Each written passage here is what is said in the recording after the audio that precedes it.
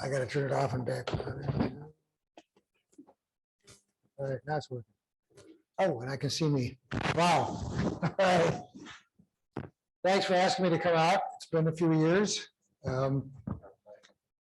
And when Ron talked to me about doing this, he said, we brought it up, and some of these people said, who the hell is he? Okay, so thanks for making me feel my age. But we'll try and take care of a little bit of that tonight as well. I am a box maker, been making boxes since 1999. Latest count is several thousand. I kind of lost track after that, but so somewhat obsessive about it, I guess. I guess I can't see what's on that. So what am I saying to you guys? Well, I want to see what's on. I can see my computer. Yeah, I can see what I'm telling you. There we go. Okay. Yeah, I'm just going to go through a little bit of my background, some of the things I've done, talk about box making in general. And then I want to get into, oh, there we go. Hey, all right. Hinge mortising, right? You know, I've been here a couple of times before. I talk about boxes, that's all I know. Unless you want to hear about the kitchen cabinets I made, but that's another story. But I want to talk about maybe. So good? Okay. All right, good. So I wanted to talk, I like to at least go away with maybe something new, tangible, usable.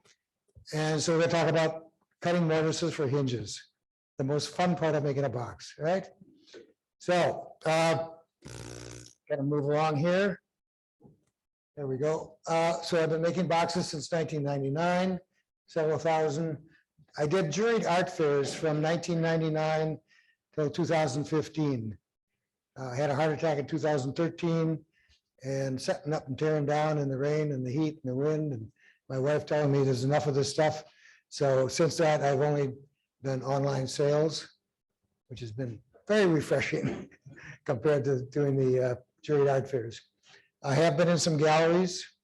I don't really get excited about galleries because the main financial incentive for me is to pay for all the tools that I want to get, nice tools, and never have to say to my wife, I need to take some household money to pay for my expensive hobbies, which I've always had. I used to be in photography, had to have a color darkroom and enlarger, all that sort of thing. So I did kids' portraits to pay for it. So box making was kind of the same sort of thing. As long as I could feel comfortable that I'm financing the things that I love to do, then I'm okay. Well, galleries, when you're selling it to juried art fairs, you're selling directly to your customer. And I'm selling online at Etsy, I'm selling directly to my customer. When you go to a gallery, the gallery is doing the marketing work. I'm not discounting that at all, but it costs 45 to 55 to 60% to be in a gallery. And again, they've got rent, they've got advertising, they've got staff. So there's nothing wrong with it, but it changes your whole pricing mechanism, if you will. And you can't sell two different ways. You can't, I had stuff in a gallery down at the Market Center for a number of years. And one of them was one of my pagoda boxes. And somebody bought one down there. And at the time I had a gallery, a small gallery in McGuanago. He drove all the way out from McGuanago because he was so worried that he got ripped off buying from a gallery versus buying from me direct. And I was selling it for the same price. Okay. But I only made 45% of that price when it went through the gallery. So I don't do too much there. Today, I'm basically 100% selling online at Etsy. I've been doing it since the end of 2011. So basically 10 years on Etsy now. I hate Etsy, except they bring customers. Okay. They have an audience, which gives me an audience, and they're very inexpensive. Basically, to sell on Etsy, or anyone isn't doing it or is thinking about doing it, the cost of the commission on a sale is 6.5%. Plus, you pay 3.3% for the credit card transaction, which you would pay yourself if you're taking credit cards. So it's the least expensive way. And you just put up with the headaches that actually wish they would have done it this way, wish they would do that, wish they wouldn't do this, and so on. So anyway, so that's what I've been doing since 2015. And it's keeping me very busy. I sold 44 pieces this year. I'm great. Who am I? A lot of you probably have seen this. I was published in Woodcraft magazine in the December 2011, 2012 issue with my pagoda box.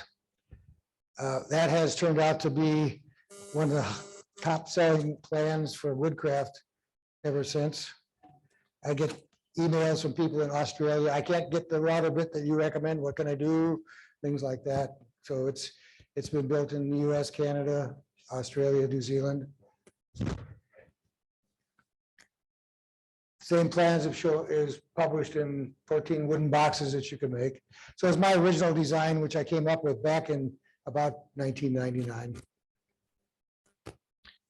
And also in Woodcraft magazine, actually it was a couple of months before that, I was in the magazine twice, was for modular wine racks, which I sold those for a while and I never made a dime because it's so much work to do, because they were modular, customized, different finishes. That was crazy.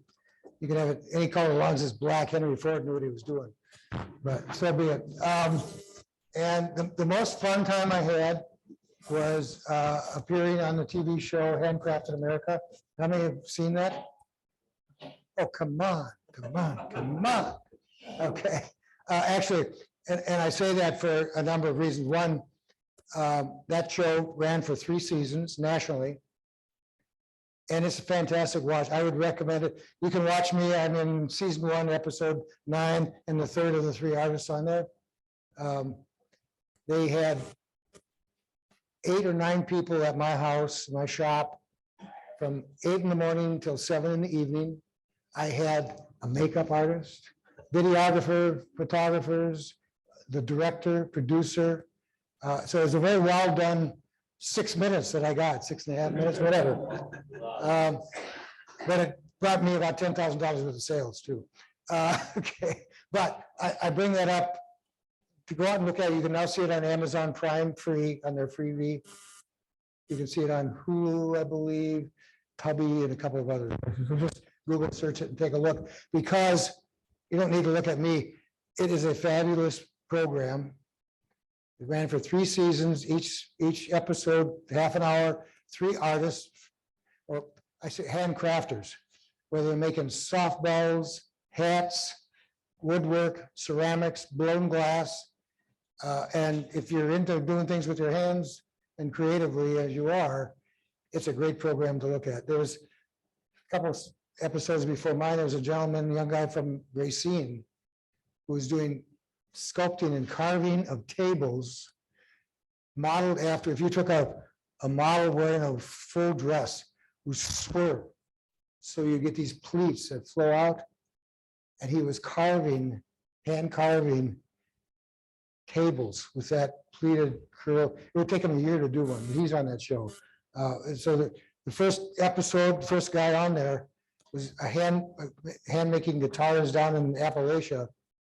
Did one for Eric Clapton. Eric had to wait 7 years. He just went to the waiting list like everybody else. He said, why did you have Eric Clapton wait 7 years? He's got a lot of good cars. He can wait. Okay, so check it out. It's fun if you're into what I think you're into. All right, that pagoda box.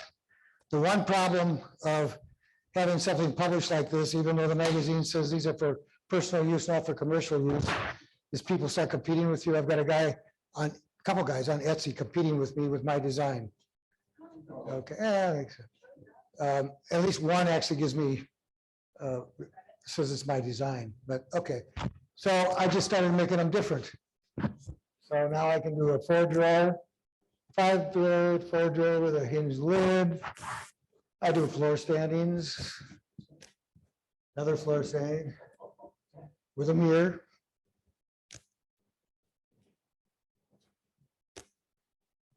I think I'm going to actually switch.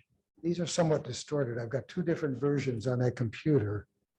If you don't mind, different screen size, because this is distorting some of these pictures when it goes on the screen. On here. They look kind of weird. Don't make weird stuff.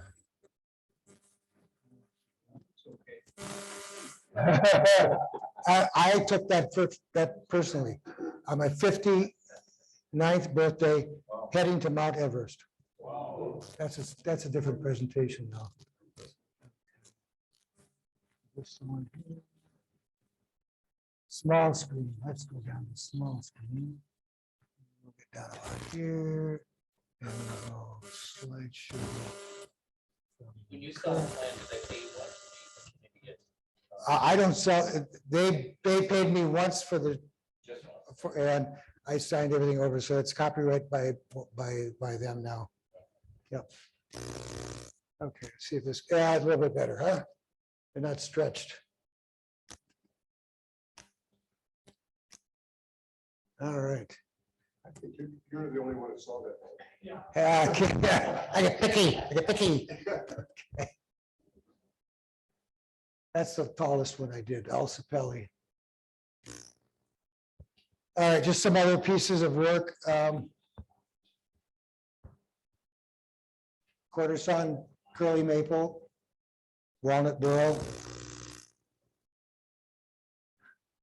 This one was interesting. There was a bunch of things that went wrong. So I ended up making this box, cherry veneer and lacewood. And I put it out on Etsy and people loved it and it sold right away. So I'm going to make another one. I couldn't remember how I made it. I tried twice and ruined it. So it is really a one-off. This one here, I've done two of these now. Once a year, my daughter was president of the McGuanago High School Fine Arts Boosters Club. And every year they have an auction to raise money. So we did one with a theater theme. And that's marquetry, so it's dyed black veneers into cherry veneer.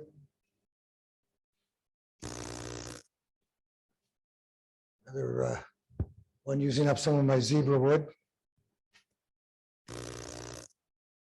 That just went down to Georgia a couple of months ago. It's a wall hanging or dresser top. And I typically don't have standard plans that I work to, which is both good and bad. Because nobody can know it didn't come out the way I planned. I never did. But that one actually started, I had a book match piece of spalted maple laying around for a couple of years. I knew it would be good for a door for something. So I finally worked my way into doing this. Pretty photography. Thank you. Yeah, I do a lot of work on it because all my sales are online. So you really got to figure out how to shoot it. This one is part of several that I do called the For Love of Music. Also, it's marquetry. And I made this for the band director at McGuanago High School because she had both of my grandchildren, and she's a phenomenal teacher, so enthusiastic, and I go to all the concerts, and I just in awe of her. I wish I'd ever had a teacher like that. You know? So I gave that to her this year. This one I'm just about out of zirconia, unfortunately. I had about 6 boards that I got in 2002, 1 inch thick and about 8 to 10 inches wide, and no sapwood. Yeah, and I didn't realize how much it was worth. So I've got a half of one piece left, so I won't see many more of these. Now, the one over there with all the hearts, the curly maple with the hearts, interesting story. Got a call from one of my lumber suppliers in Michigan, one of the guys there. Hey, Bob, he said, you know, wondering if you could make me, I had a box similar. Could you make me one like that? But with purple heart and some hearts and then all that sort of thing. And yeah, I guess I can do that. He says, for my girlfriend. He said, you know, and he wanted a quote on the price. And he said, you know, can we do part of it in lumber? I said, okay, well, tell me what you got. So we traded dollars and some beautiful cherry for this for his girlfriend. And about 6 months later, I called her. I said, hey, Mike, you know, Bob, and check on some lumber, but how to go with that box for your girlfriend? we broke up. Yeah. Well, I felt okay, I don't know about you. Okay, again, just some more pagodas. This one, somebody asked for a pagoda with quilted maple. Sure, no problem. And then I tried to find some. Finally found it out in Oregon. It cost me $125 for one piece, but I managed to get a second box out of it. So there you go. Open your mouth until you know that you're going to be able to do it. I was at a little church art show last year, which I'm going to do again this year. But a gentleman there actually designs that silverware, and he wanted to come up with a storage unit to sell, to display it and to sell it in. So we worked together to come up with that box for him. Oh, I'm sorry. Sorry about that. The last piece that I just finished a couple of weeks ago, as I'm preparing for this, because we're going to talk in a minute about mortising for hinges. So that's this box here. And afterwards, when we talk about mortising the hinges, this box was mortised using the jig I'm going to show you how to build to put in the hinges. So I brought that along. And when we break, feel free to come to and look through all the boxes, open them up, take the trays out, whatever, look through the books. Handling is just fine. This, I always tell people, look, learn how to work around your mistakes and fix your mistakes, because otherwise you're going to make a lot of firewood. So it was last week, I went out in the garage and I had this piece of 8-quarter, about 5 feet long, 5.5 inches wide. I didn't know what it was. I was going to call it Ida wood, like, I don't know. But then I ran it through the planer. Oh, some canary wood. Okay, I can make a nice box. So I was going to make a box kind of like this with the trays and stuff like that. So I ripped it in half to 7/8, and now I'm starting to uncover flaws and splits and things like that. So I kept cutting it down, trying to get rid of those, and I kept the miters on it, and then finally open up some more splits. So I ended up out of that 5-foot piece of wood with enough to do this. So it was nothing like it planned, but it came out okay. Okay, that's still the box right there. All right. Sure. So the box you just made. On the side, how would you? Table saw. So it goes through that way at 12. This one was 12 degrees. Flip it over 12. And just make sure you leave at least a point as a reference point against your fence. Because I had forgotten that before, and all of a sudden Have you ever done cold cutting on the table saw? I have not. No, I have not. I've read a lot about it, but I haven't done it. No. So, kind the mortise and install the hinges. And I think everybody loves to do that, right? My wife would say, how many glasses of scotch did it take you to do that one? I hate it. Now, I said earlier, I do envy any people that don't require power cords on their tools. Because a lot of people do this with chisels.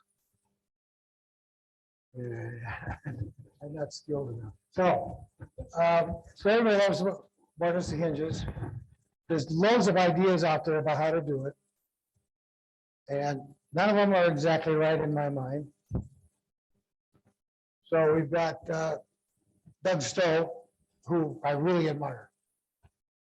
And I've read his books and I've looked at his plans. And in fact, early on, I taught some classes for woodworkers in making boxes. We use this one, which is called the flipping stick. So you're essentially going to make a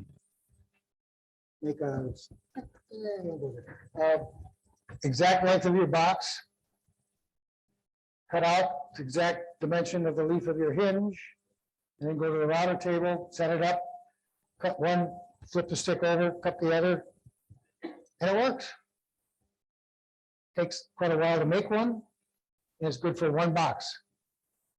Unless the next box you make is exactly the same width. And I'm not that good. So we've done it, but it's a one-off. And then you had another one Doug did in fine woodworking. That one, I actually made one of those because that looked kind of good. The very first time I tried to use it, unfortunately, I put my router down there and I gouged the edge of the fixture. And I wasn't careful enough, so I threw that one away. What's his name again? Matt Kinney, in fine woodworking. He came up with another one that looked pretty good. Couple of problems there, which we'll talk about more, but one of them over here, he's referencing the side of the box. How many in here have made a box that each corner is perfect 90 degrees? If so, I want to take your class. So he's referencing here, which means if you're not 90 degrees, you're going to cock one way or another, and that surface here, see, there's just, he must just be using a finger to line it up there. Not going to get repeatability. And then also, he said here, just do one side and then unscrew and flip it over. It's MDF. How many times can you screw and unscrew a piece of MDF before it falls off? Okay. So a good idea. I'm not picking on him, but I think there's some things lacking yet. So Rocco's got one now. Couple of clamps, tempered inlays, lots of things to move around and get out of whack. Using a guide bushing. How many have tried to line up a guide bushing dead center on your router? Even Bruce says that, oh, you could wrap it some tape and that it doesn't work just right. So other areas for errors to come in terms of the accuracy of your cut. So I found this at Lumberjacks. I think there was somebody trying to set up to do using one of the Brusso templates. So we got 1, 2, 3, 4, 5 clamps. Having to wedge the lid up with the Brusso system, as well as this one. You have to make sure that the lid is exactly flush with the base, so that your mortises are equally deep. Okay. One off. Now I've found myself many times.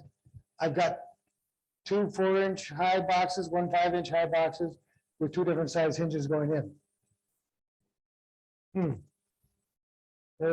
So I tried to do something with it because Brusso, one year they had the sale on their hinge templates for $15 a piece instead of 35. I bought some. I even tried to make an adjustable thing with slides to be able to hold that lid in place. It wouldn't work.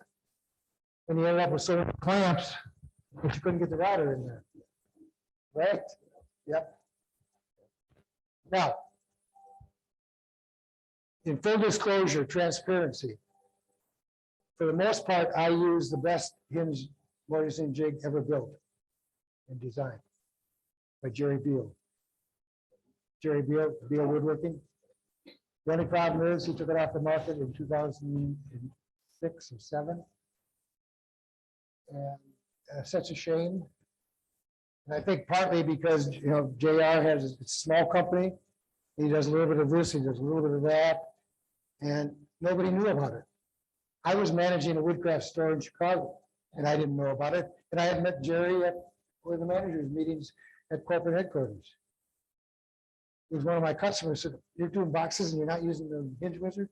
Oh, wow, okay. So I got them. It's beautiful, but it's gone. And you can still find them on eBay occasionally, but don't, because the key to using them is the template that goes in there. And if you can't get the template for the hinge you want to use, it's worthless. But I learned some things from that, because I know my templates, I've already gouged up a couple. So getting less and less at some point, that's going to be worthless for me as well. But I learned from some of his, I mean, Jerry's a fantastic design engineer as well as woodworker. So what's important, I mean, now we're talking butt hinges, not quadrants and things like that. But what's important is actually quite simple. A, for both the top and the bottom of your box, that distance has to be exactly the same for that mortise to line up. I'm sorry. Just yell at me. B, that mortise needs to be exactly the same as the width of your hinge. C, the depth of the mortise has to be equal to the leaf, or the leaf plus half of the barrel, depending on the kind of hinge, or the leaf plus the full barrel if you're going to chamfer the back. So you need to know what kind of hinge you're going to use and how you want that embedded in the box. So that fully exposed knuckle, which like a Brusso 102, 103, 101, which I use, which have the built-in stops. The full knuckle has to be on the outside because of the square corner, because of the stop, and it'll prevent the hinge from opening if that's buried into your mortise. And then finally, D, that typically you want the mortise depth, top and bottom, to be equal and such that you're as close to exactly the thickness of that hinge, or if you're using a thinner hinge, the barrel, as you can. If it's too shallow, you'll have a gap. If it's too deep, the lid won't close. So really just A, B, C, D. Get those 4 dimensions working for you, and you're done, right? Easy. Actually, it is. I'm going to show you how. All right. There's my jig.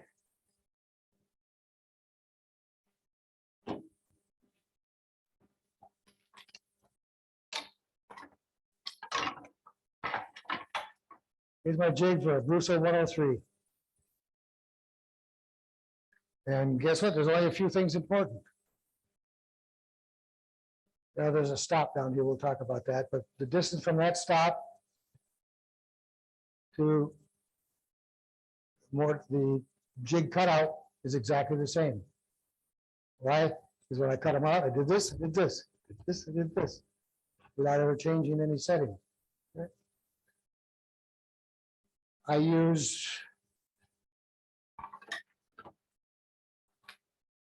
grab something here.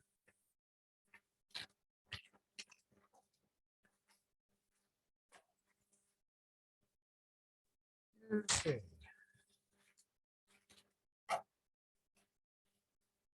Got lots of hitches here. Of course, these hinges, I use mostly Brusso, but you don't have to. This will work for any leaf hinge. But I mean, at $40 a pair, how can you pass them up? Anyway, that's how you want that fit to be. So it's as deep as the leaf and as wide as the leaf. Pretty simple. Let's get back over here. So I've got a cutout that I'm going to use the router on to cut out that mortise. I've got clamping side pieces so I can clamp that thing in place as I do the routing.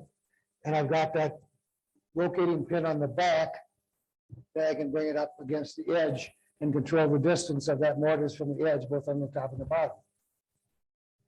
Now, you know, I'm still going through evolutions on these things.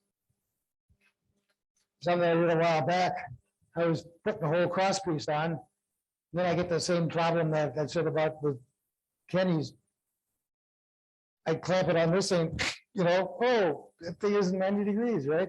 So then I drilled and tapped the hole and put a screw in there so I could have a little point contact instead. I said, well, why not just put that little nylon piece in there? And now I got a point contact. And also, if I'm doing some kind of box that isn't exactly like that, I can take that out and I can move this back and forth, like if I'm putting the door on, or I have an overhanging lid that I want to mark that way, so I don't use the stop. But for the most part, I'm using the stop with the way I do boxes. Oh, we're gonna make one. I'm sorry, put my hand down.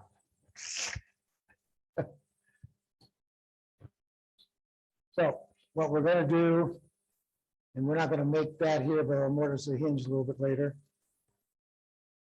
Because again, there's only a few things that are relevant. So I'm gonna take the hinge that I'm gonna use, decide on what depth I want. In the case with the 102s, 101s, 103s, I want the full knuckle to be outside because of the stop. So that's a 7/16 deep by 1 1/4 inch wide mortise that I'm going to do.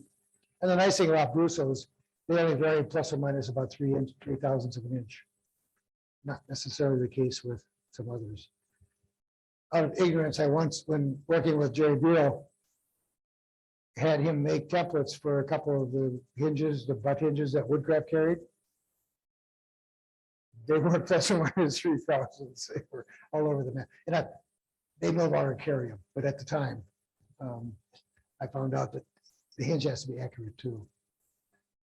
So I'm measuring the width, 1 1/4 inches. This is the case of 102, but it's nonstop, so I've got half of the barrel into the mortise. And again, going to make it big boxes, little boxes. You've got a big router, little router. The size of that platform is somewhat irrelevant. What works for the size boxes you're going to do. The ones that I'm using are 5 by 8 1/2 inch MDF. And I'm 1 1/2 inches in from the outside end of the box, which seems to work out pretty good for the size boxes that I do.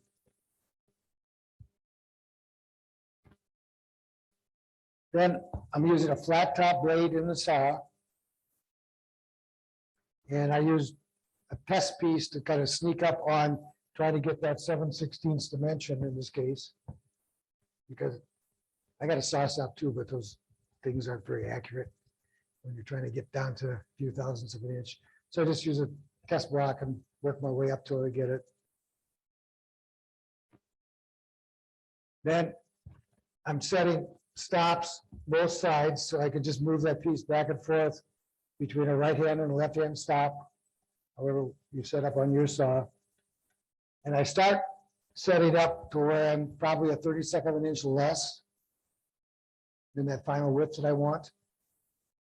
And then I just start moving it across, flip it over, moving it across, crunching it out. And then I start checking with that hinge until, oh, here we go, both sides. And I know they're identical because the setup was exactly the same. The stops were exactly the same.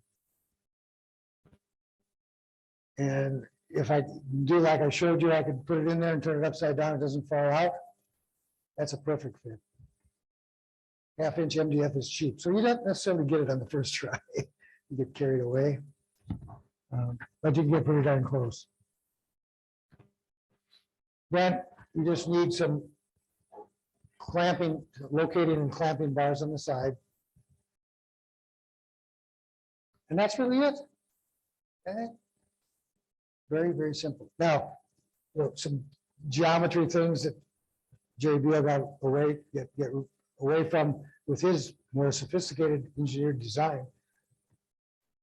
These are limited because you're going to have to put that in the top of your box too. So the depth of the box on the inside has to be able to accommodate that clamping block that's hanging down. It hasn't been a problem with me. I got it cut down. It's about a 1/2 inch. Works fine. So there's our pin. We've already seen that. I still use one of the clamps from Beal, but any good clamp that you can clamp off the side. So now I'm referencing, which is what I want, the back of that to the back of the box, not like Kenny's, which he was doing the sign. I learned first ones I did, I was doing what he did, referencing off the end. And how come it's crooked? Okay. Oh, because you're a lousy woodworker, you're not 90 degrees on every corner. Right, so they clamp it up there, route it. Another little hint here. Yeah, I talked about all the problems with guide bushings. I mean, getting it centered on your router, all that sort of thing. Beal uses a guide bushing too, but he did give you an option of buying one from him with the bushing built into the base. So I have a dedicated router that has not had that guide bushing base taken off of in 10 years. Because it took me half a day to get it exactly centered on a router. However, now with mine, you don't need a guide bushing because I found the manual router bits that are bearing piloted where the bearing is the same diameter as the cutter. So what I'm going to use here is a 3/16 diameter carbide bit with a 3/16 diameter guide bearing. And I totally eliminate any errors that the guide bushing would bring in. Ooh, it's cool. They aren't that expensive. So we're going to basically use the hinge to set up the plunge depth. When I brought my router in, I'm now switching to a plunge. This was not a plunge. And that's what you get. I call this gummy bear mahogany. Well, it just curls and chews and everything. It looks ugly, but that's 20 seconds, 15 seconds of cutting. Then you just need to chisel out the corners slightly. Right now, again, 3/16 bit. So I've got a 3/32 radius in there. Not a big deal. And the other problem I had was getting the holes drilled exactly right for the hinge. So you get all a nice mortise, and then you use like a Vicks bit or something like that, where in those little hinges, they will still float around.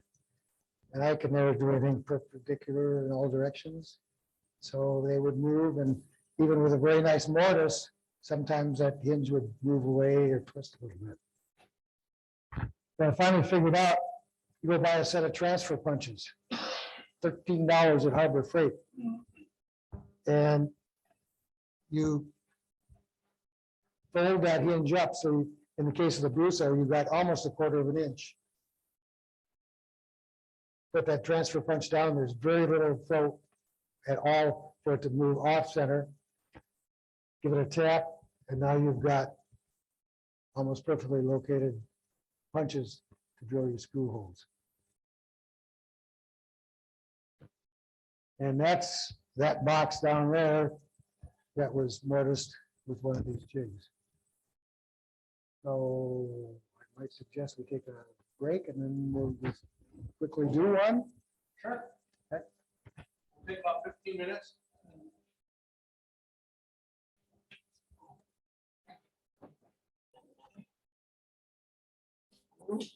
Okay, all right. So I gotta turn this on too, don't I? All right. I get a lot of questions and so on, and actually, I have one tab on my website called for woodworkers.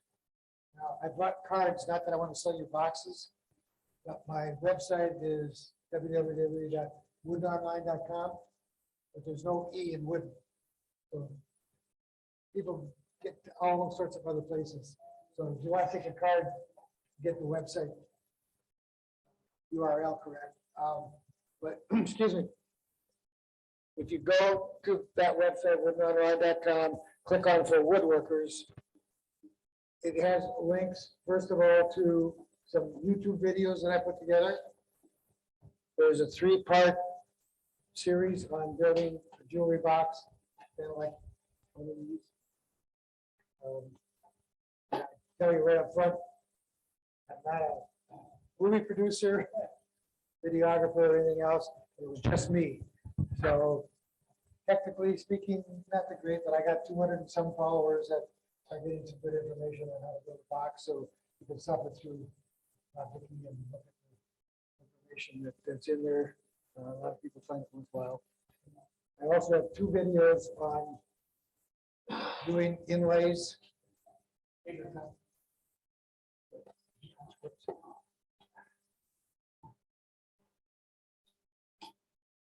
Okay. Well,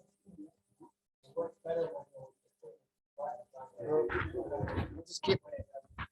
I'll put my hand in my pocket, huh? Is that any better? No?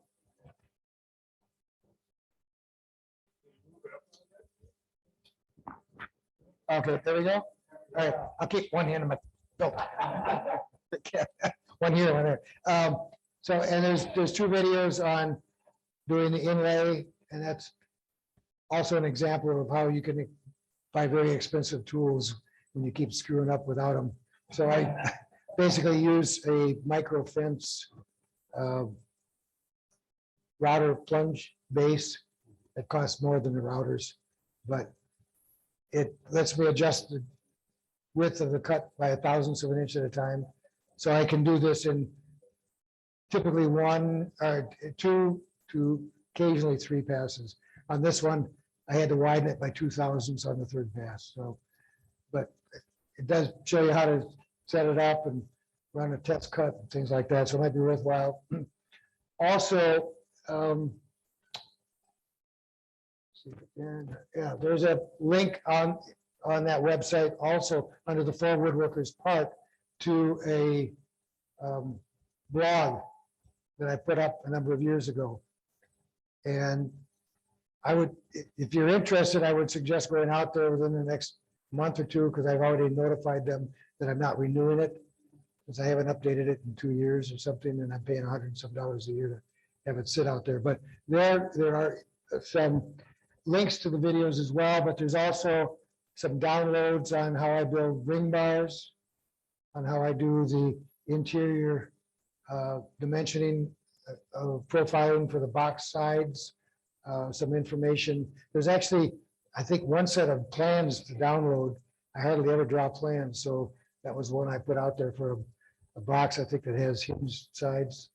So take a look at that. There's also some drawings of typical box side profiles, because I do something called profiling. I don't know if you've run across it, but if you look at any of these boxes, there's steps in here.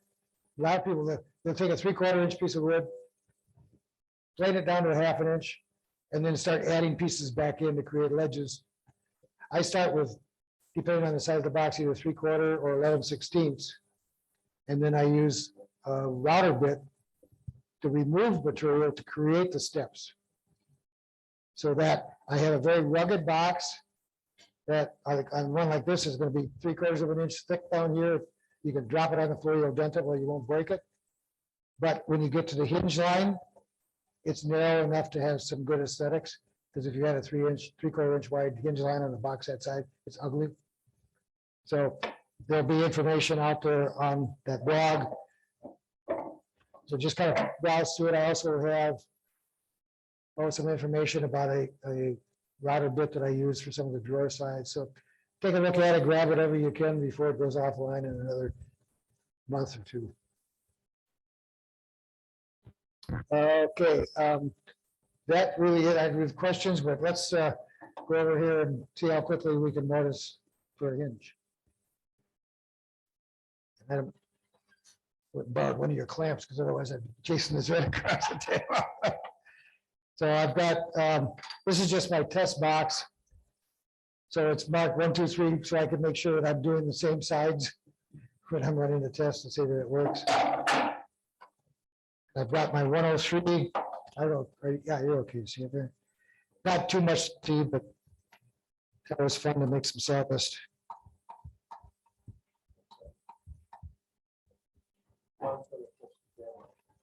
What's that? Oh, okay.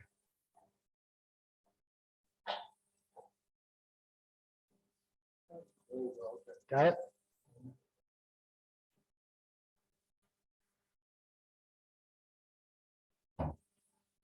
Mom. All right, okay. Plunge router here.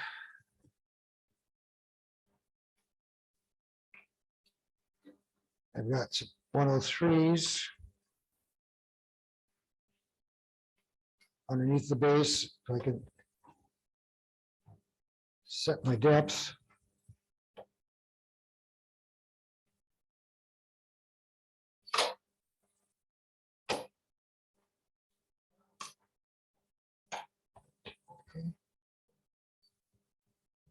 And I've got, as I said, a 3/16 inch bit with a 3/16 bearing.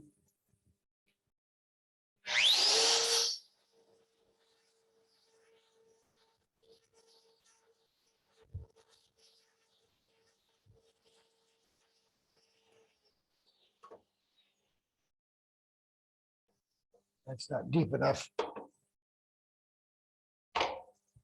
It must have stopped somewhere. Let me get down where I can actually see. Oops.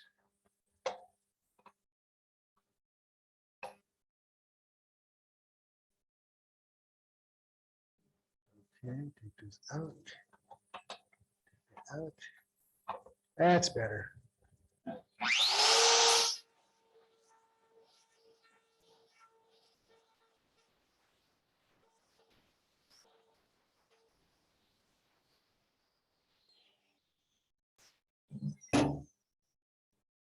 Now you could actually leave the fixture right on there.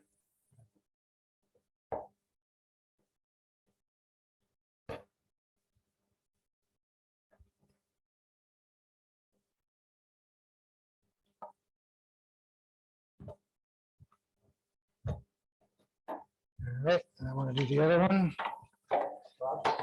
Is that a spiral upcut that you got? Had to ask, didn't you? Go look at the picture. I bet you know what it is. I was just so excited to find one with a bearing that, yeah. Mhm.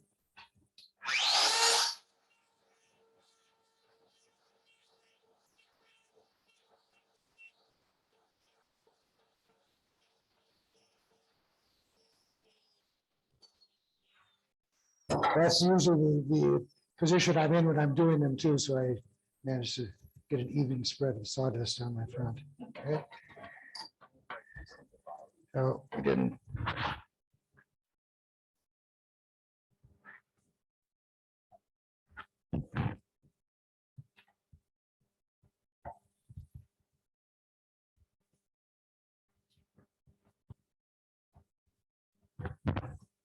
Okay. So there would be the bottom of my box.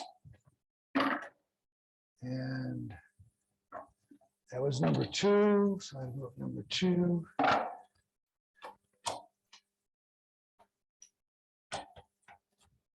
And I don't want to mention how many times I forgot to mark the lid and the base. So one was 180 degrees from where it was supposed to be. So you double any errors in your angles, but so be it.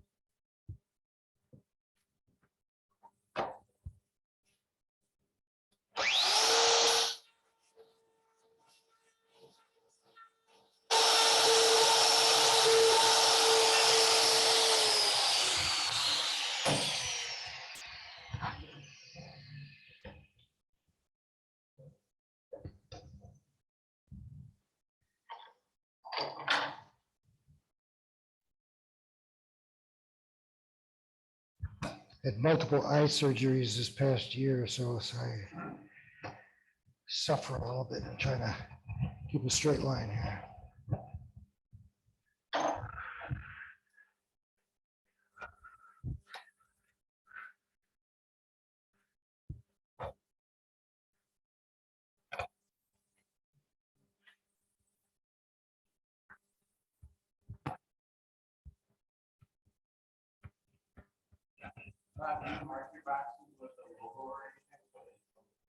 I stopped doing that a long time ago. I have some 1.5 inch diameter things that were laser, handmade by Bob Dickey, and I always forgot to put them in there, and they're sitting on the shelf. And I really should, but I haven't been doing it. But when I was doing the art shows, I always did it, and they really wanted it. Selling online, people don't really be careful one way or another. All right, so now I'll leave these up here, we can come and see it, but the next step that I would do, and in the case of the Brusso 103s, I think this is a 7/64 punch. And I fold up the hinge, so now I've got a nice long bearing surface.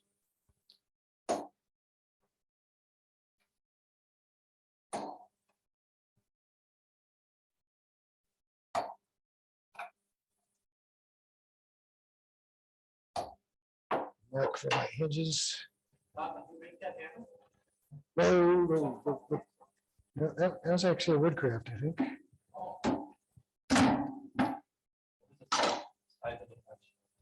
That one was 7/64.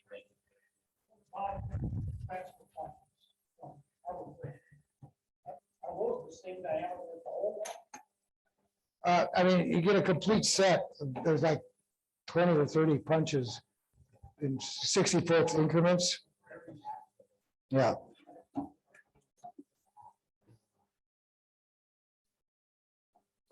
Yes.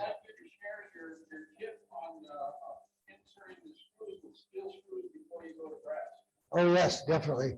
And wax. And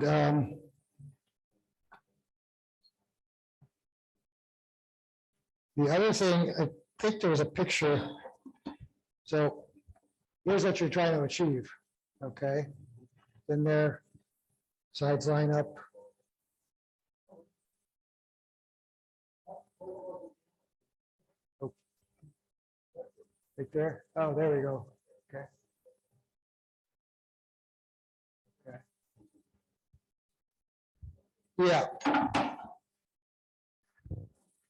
But I'll leave this up here later on if you want to, when we're done, if you want to come up and take a look at the mortises, but you know, a lot faster than any. The only problem, I can only get one glass of scotch in and I'm already done. So I got to make another box. Okay. Oh, well, have you ever tried to extract a broken brass screw? That's why. Is these, like a Brusso 102 takes a number 3 brass screw. And you're going in the hardwoods, bloodwood, you know, and this one down there, it likes to snap them off. So essentially I'll start with a steel screw and put wax on it, and I'll just pre-thread the screw holes. Okay. Steel screws and brass screws. Yes. Yeah. The other thing that I do, I thought it might have been in one of those pictures. Yes, yeah, get the right pilot hole size. It really does. Let me just see here for a second. Look at here.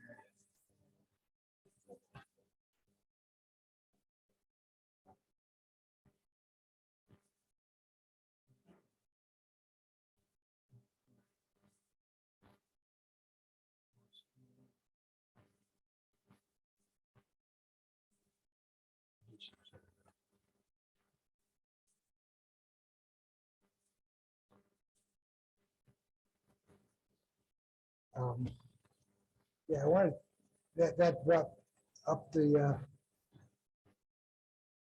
I remember this that I did. This is something that everybody goes, oh my God. See the slides. He's using a power screwdriver on brass screws. That's the only way to go. Why? Little screws, Phillips screwdriver.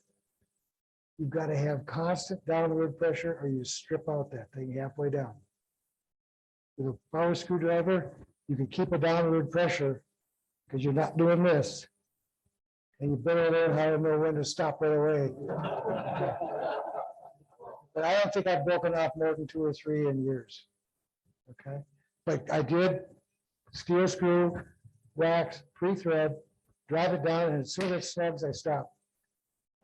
And I don't break them off. Then the other, strip them out, and then you have to try and extract them. So I have used the dual screwdriver for 10 years now, for driving all those screws. Making through the rotors, you can see all the pieces that they go into that. I don't normally make more than one at a time because I start to make 3 of the same thing and I make a mistake on one. Now I'm making 2 of one and 1 of the other, and I make mistakes there. They're 3 individual ones anyhow. So yes, sir. Scrambles to make your hole, pilot hole, I use what? scramble, like a manual auger. Oh, no. Like a number 4 takes a 5/64 drill as its pilot hole. Number 2s and 3s take 16th inch. I use those. I keep them way back in the chuck. And since I use this to get an exact where the center of that hole is, I haven't had a problem. When I used to use Brixie bits, it moves enough into that chamfer and the hinge that then you start going in angles and things like that. But this has kind of solved that problem for me.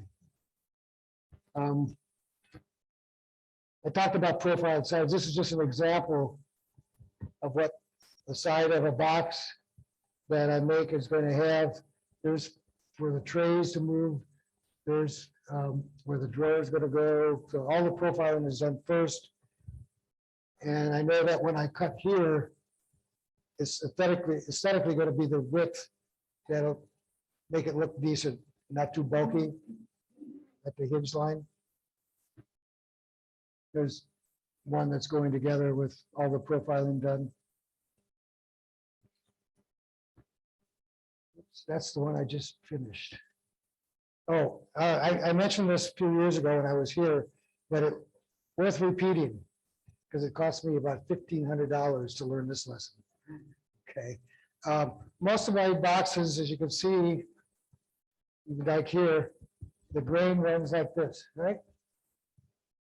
Horizontal. And when I put drawers in, are there drawers on this one? Yeah. Yeah. So I got runners in the sides, glued in. When I came along, I built a floor standing 15 drawer tropical walnut box. So the grain ran this way, and I glued all the runners in. I had spalted maple drawer fronts and everything, and I delivered it to Chicago. And 3 months later, nothing would fit because the wood movement is this way. And the glued in runners wouldn't let it move, so it did this. It did this. So you cannot glue runners in perpendicular to the grain. So what we have, I don't know if you can see it, but I do a dovetail groove and matching runner. And then in this case, single screw at the front to anchor the runner, because this becomes the stop for the drawer in this design. But the runner is free to move separately from the box side. But I had to do that tropical walnut and almost completely redo the entire box because it just twisted everything out. Not a single drawer would work. Could have been a smaller one to learn on.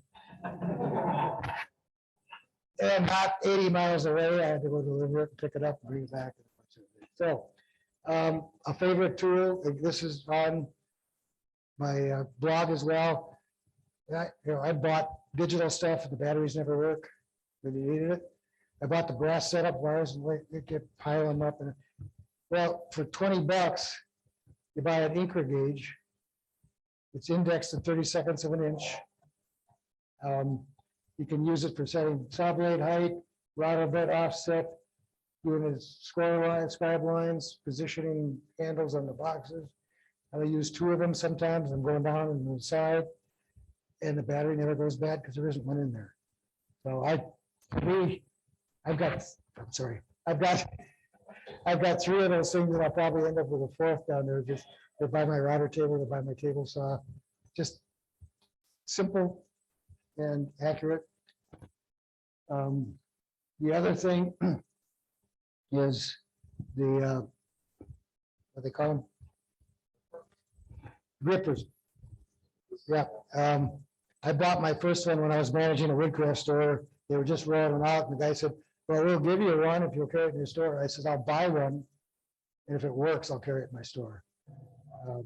So I have 3 of those, and I've gone through a lot of replacement parts as I forgot to reset the side and so on. But I can cut 1/4 by 1/4 inch strips on my table saw safely with a gripper. And because all the parts are replaceable, it's not like you wear it out and you gotta buy a whole new one, because they're not cheap. So,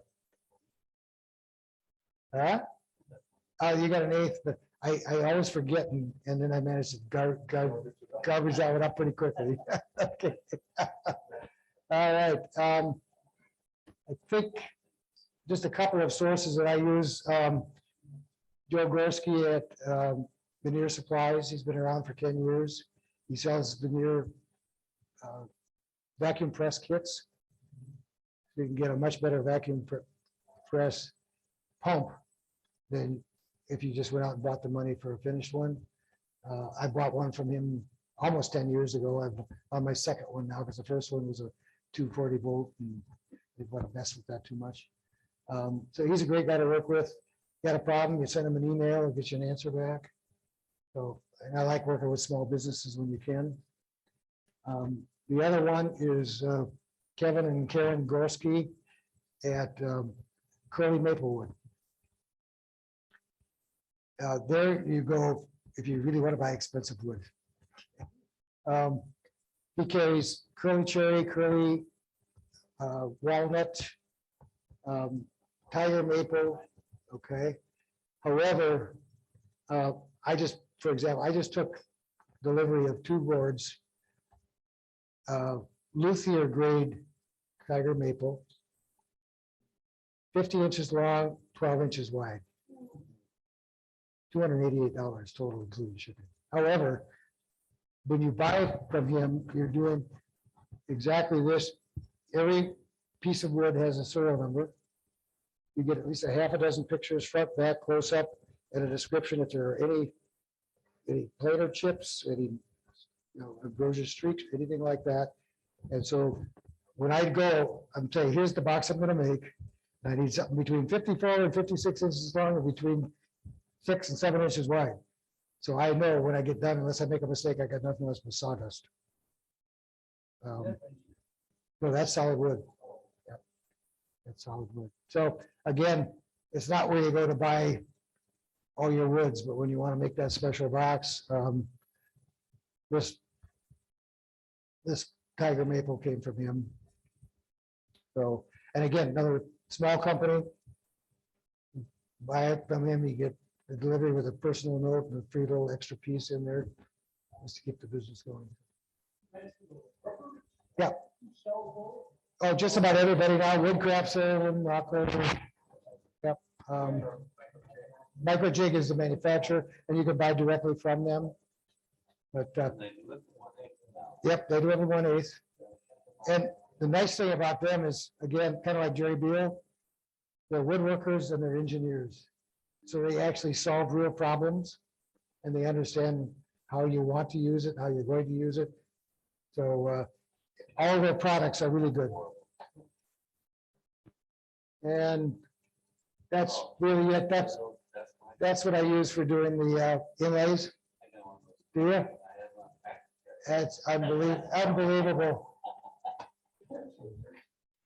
But again, it's pricey. So unless you got a lot of money, or you're like me, you fund yourself, so you don't feel guilty and stuff. And that's it.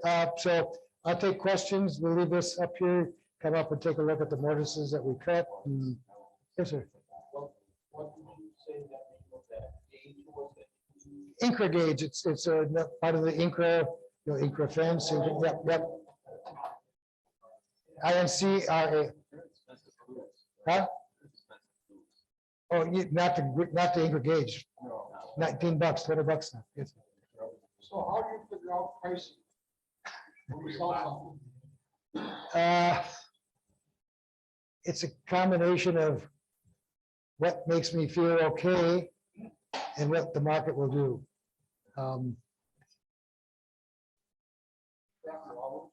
No. Periodically, I'll figure out, roughly how much wood is in it, but I do it because I like to do it and I want to do it. And in fact, if I wanted to make more money, I would have to narrow down to 3 or 4 designs and make repetitively build. And that's work. And I mean, this thing here, I've never made one like this before. I'll probably never make one again. So I spent a hell of a lot of time on it. So I could not recoup my hours. I can cover the material and enough to make me feel good. Now, interestingly, and if you look at my website, it's on the card too. You can go see, although I shipped like 16 pieces in the last 6 weeks, so my inventory is down. But for example, that piece down at the end, I think that's going to go for like around $500, $490, $500, something like that. Something like this is going to go for $399 to $429. It is a steal, but it's enough that I can fund what I'm doing. I can keep myself busy, and I don't have to worry about selling because I'll sell enough to do that. Yes. Now I'm just going to raise my prices because I ship FedEx, and they just had their second increase now. So over the past 2 years, it's gone up 15%. Lumber has gone up, so my prices are going to have to go up. But yeah, and also I have to tell you, Wisconsin is not my market. The Midwest is not my market. My market is East and West Coast, primarily California, Washington, New York, Massachusetts. Yes, sir. So this is not really a woodworking question, but it applies to what you're doing. How do you box the boxes for safe shipment in a carrier that will throw them on the truck? What do you do? Cheap wood? Huh? That cheap wood packaging? No, I buy all my own boxes, so I can have boxes appropriate size. It typically gets wrapped in 5/16 bubble wrap, sometimes double wrapped. And the bigger the box, I will also put styrofoam or a double box, depending on one of the problems with everything's different. I got a half a dozen different size boxes, never the right one, but so double box. The only times I've had problems, I've had 4 incidents in 10 years. The unfortunate part is that 3 of those, so this was a message to me, were bigger pieces that weighed over 30 pounds and were shipped during the holiday season and were dropped. Okay. And you start to learn the last one that was dropped. It was a design that had a plywood back, screwed in. It was kind of like that 5-drawer thing there. And that back was inset about 1/4 inch into a rabbet. And the law of physics came into being. They dropped it, and it was packed in the box, laying on its back. They dropped it, and even though there was loads of padding, there was 1/4 inch. With the law of physics, is something in motion tends to stay in motion, something at rest tends to stay at rest. And the drawers came back and banged against that plywood back and ripped it out. The other one, and this was, the guy ordered this big box, this was like 10 years ago now. Big box for his fiance, they were getting married, going to be a Christmas gift. And my phone rings Christmas morning. It was damaged. They dropped it. It's like a 40-some pound box. And they dropped it on the corner. And again, that law of physics. Motion, keep going. The box stopped and the inside box kept going, dented the side. He shipped it back. I was able to repair it. So, but all three of the four incidents I had were large pieces dropped. So now I'm putting styrofoam, I'm putting foam, I mean, everything in there. And I make sure that nothing can move at all. You're saying you put in a box, you're not talking about a wooden brick box? No, cardboard box. Yeah. And like I say, if it's a single wall, a single cardboard, and it gets to be a bigger piece, a double box or styrofoam added, and then some of them are double box, double thick boxes already. So I haven't had that much in the way. Lately, the problem is more, they say it's going to get there and it takes a week to get there instead. And I had one time, it was a tiger maple and ebony 8-inch cube 5-drawer for the very fine tools that this guy was using. And he called me, and I think it was Christmas morning also. Merry Christmas. And somehow in the transportation, it looked like it was a metal bar came in, pushed right through the side of the cardboard box, hit the interior box, split the whole side open. I mean, it was a major, yeah. So, but that's not too bad for, I've had 456 orders on Etsy, they're all shipped, and to get 4 of them, and I'm learning more and more how to do the big heavy boxes. It is a heartbreaker because you can't duplicate it, I've never had problem collecting, on the value of it, but that doesn't make me feel a little bit better. So when you say you're collecting value, are you insuring? I'm insuring it, yeah. I would say using cardboard square because it takes the shock there. Where's your box? Yeah. It won't take the shock at all. Yeah, no, and sometimes, one time I read way back that you'll allow 3 inches all the way around. Well, that just increases the ability for that thing to accelerate internally. I don't care if you put packing paper, peanuts or what, the more room it has to slide and then come to a stop. So I don't oversize the box, but I rigidize all the way around that I can.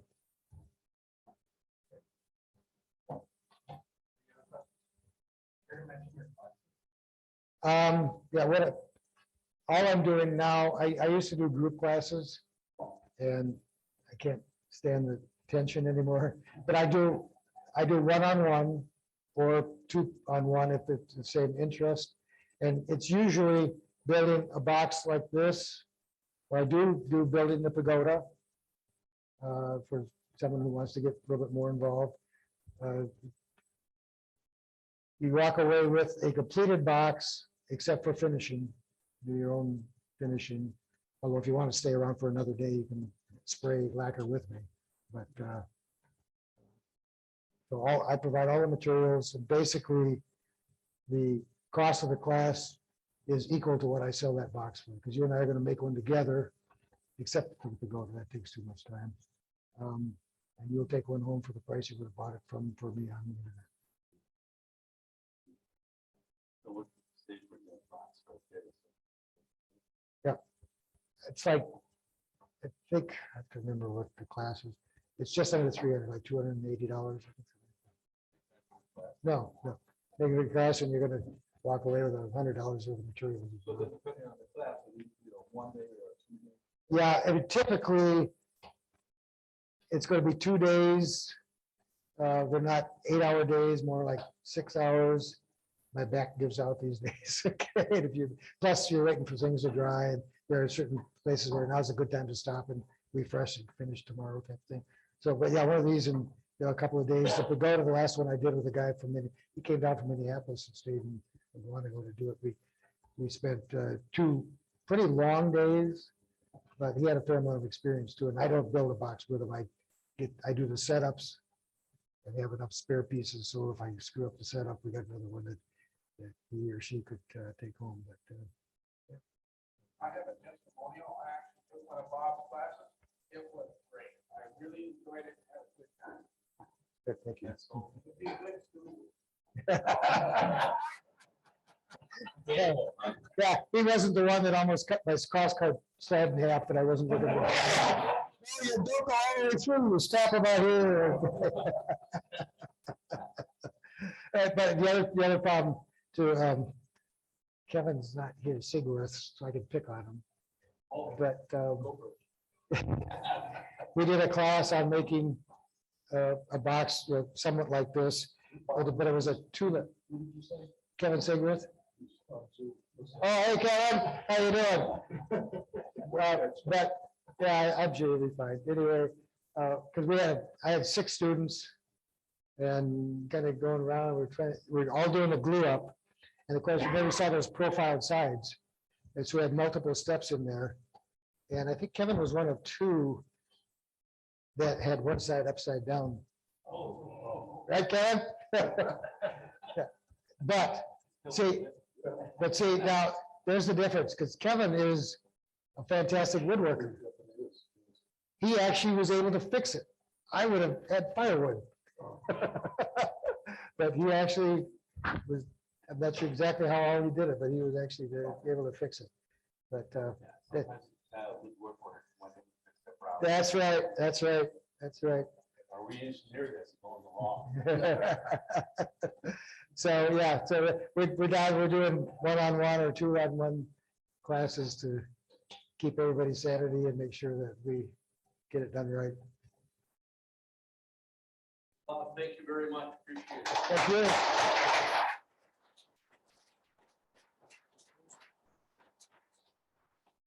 Anybody have any other questions? We're gonna make an announcement about the books. Yes. Yes, I forgot to make the announcement. We did have some books available. We'll have them out in March if you're interested. Other than that, we're